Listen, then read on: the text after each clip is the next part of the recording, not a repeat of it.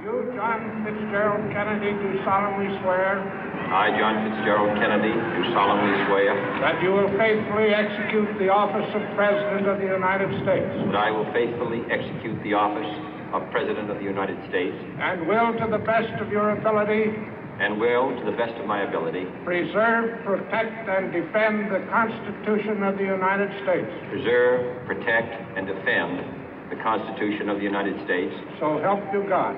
So help me God.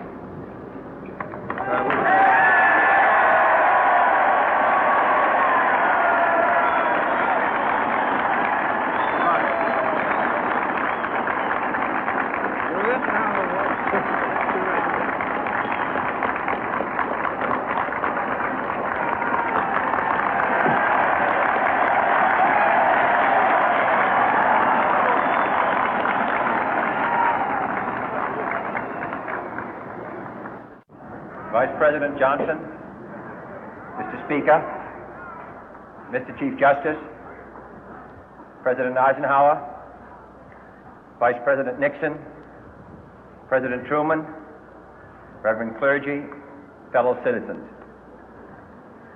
We observe today not a victory of party, but a celebration of freedom, symbolizing an end as well as a beginning, signifying renewal as well as change. For I have sworn before you and Almighty God the same solemn oath our forebears prescribed nearly a century and 3/4 ago. The world is very different now, for man holds in his mortal hands the power to abolish all forms of human poverty and all forms of human life. And yet the same revolutionary beliefs for which our forebears fought are still at issue around the globe. The belief that the rights of man come not from the generosity of the state, but from the hand of God. We dare not forget today that we are the heirs of that first revolution. Let the word go forth from this time and place to friend and foe alike that the torch has been passed to a new generation of Americans born in this century, tempered by war, disciplined by a hard and bitter peace, proud of our ancient heritage, and unwilling to witness or permit the slow undoing of those human rights to which this nation has always been committed and to which we are committed today at home and around the world.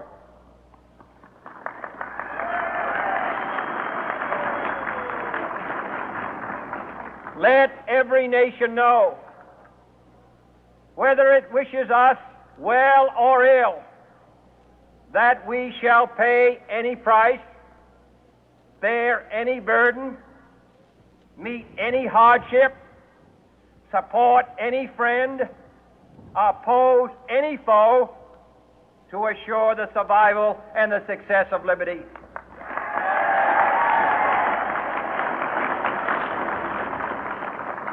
This much we pledge and more.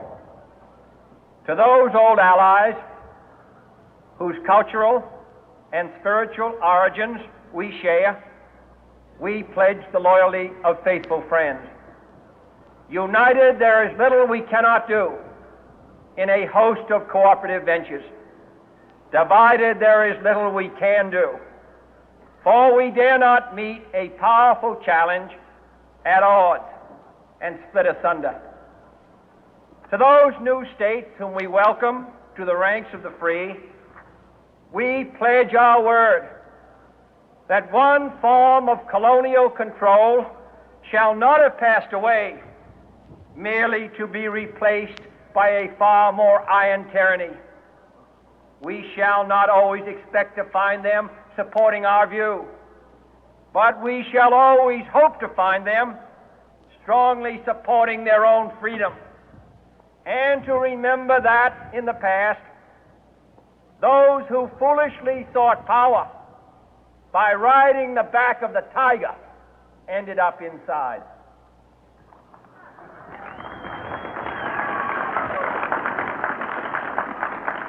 To those people in the huts and villages of half the globe struggling to break the bonds of mass misery, we pledge our best efforts to help them help themselves for whatever period is required, not because the communists may be doing it, not because we seek their votes, but because it is right. If a free society cannot help the many who are poor, it cannot save the few who are rich.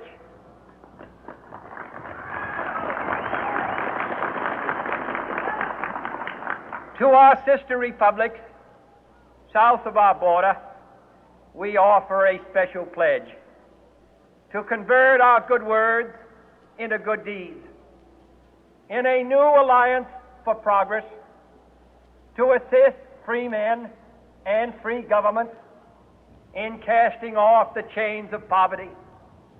But this peaceful revolution of hope cannot become the prey of hostile powers.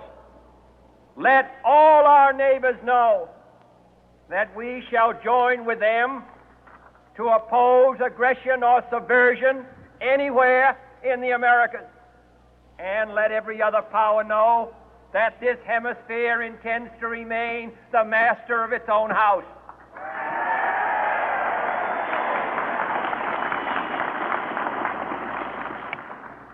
To that World Assembly of Sovereign States, the United Nations, our last best hope, in an age where the instruments of war have far outpaced the instruments of peace, we renew our pledge of support to prevent it from becoming merely a forum for invective, to strengthen its shield of the new and the weak, and to enlarge the area in which its writ may run. Finally, to those nations who would make themselves our adversary, we offer not a pledge, but a request that both sides begin anew the quest for peace.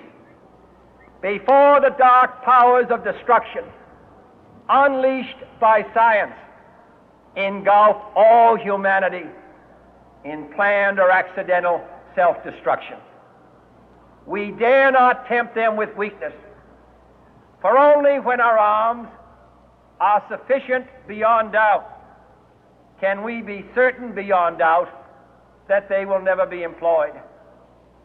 But neither can two great and powerful groups of nations take comfort from our present course, both sides overburdened by the cost of modern weapons, both rightly alarmed by the steady spread of the deadly atom, yet both racing to alter that uncertain balance of terror that stays the hand of mankind's final war.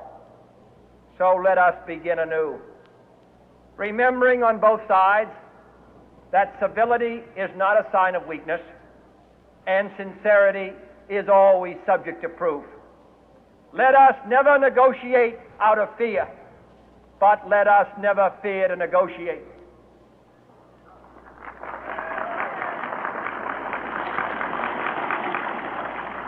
Let both sides explore what problems unite us, instead of belaboring those problems which divide us.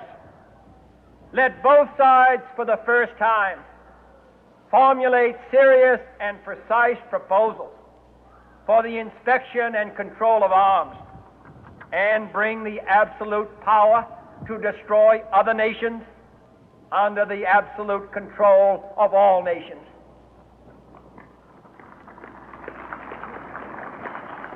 Let both sides seek to invoke the wonders of science instead of its terrors. Together, let us explore the stars, conquer the deserts, eradicate disease, tap the ocean depth, and encourage the arts and commerce. Let both sides